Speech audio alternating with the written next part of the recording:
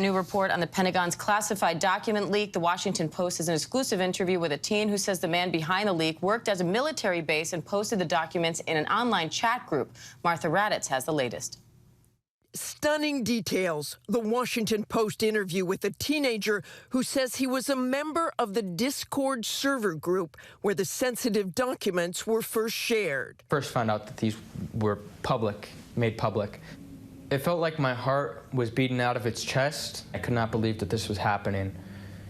We didn't realize the sheer, just immense nature of these leaks. The minor interviewed by the Post with his mother's permission, who asked not to be identified, telling the Post he knows the identity of the leaker, who he calls OG, but will not disclose OG's real name, where he lives, or the military base where he says he works, but describing him as a charismatic, gun-loving gamer in his early to mid-20s, and that OG began posting classified information to Discord last fall. I was first made aware of these documents, I want to say about 6 to 8 months ago. The documents were often listed as Ukraine versus Russia at first.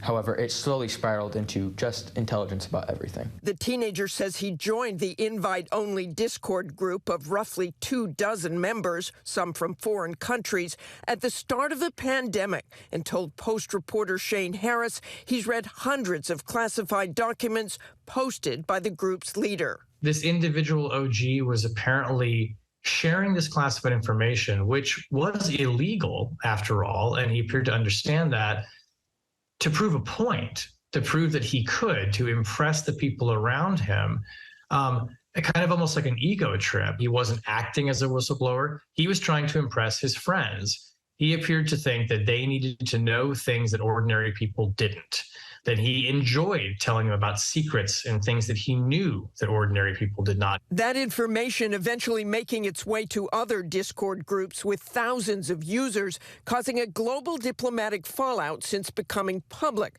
revealing what appears to be sensitive U.S. intelligence, and notably sparking accusations this was an operation to impact the war in Ukraine, something the members deny. He was just saying that this may be the last he ever sees of us, and he was thanking us for all the good times that we had together and hoping that everything would blow over. According to the Post, it's unlikely the leaker intended the information to spread further.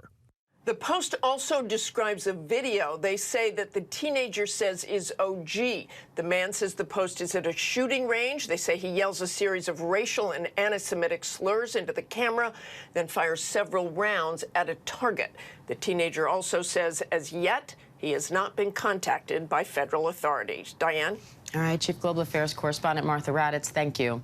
And the Biden administration is trying to contain fallout from that leak as the president meets with leaders on his tour of Ireland. White House correspondent Karen Travers is traveling with the president in Dublin and joins me now for more. Karen, what's the president saying about this, and how is this leak impacting his trip? You know, Diane, this story is looming very large over the president's trip to Northern Ireland and Ireland. He met with the British Prime Minister yesterday, but White House officials say it did not come up. The president did not bring up this leak. And today, for the first time since this story broke, the president weighed in on it. Here's what he had to say. I can't right now. There is a full-blown investigation going on, as you know, with the intelligence community and the Justice Department, and they're getting close. I don't have an answer. I'm not concerned about the leakages, and I'm concerned that it happened.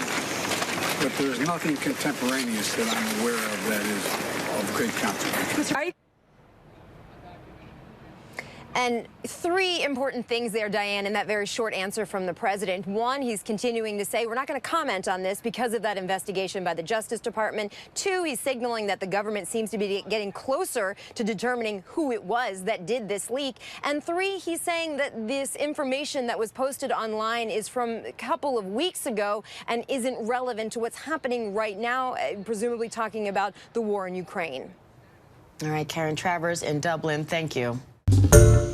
Hi, everyone. George Stephanopoulos here. Thanks for checking out the ABC News YouTube channel. If you'd like to get more videos, show highlights, and watch live event coverage, click on the right over here to subscribe to our channel. And don't forget to download the ABC News app for breaking news alerts. Thanks for watching.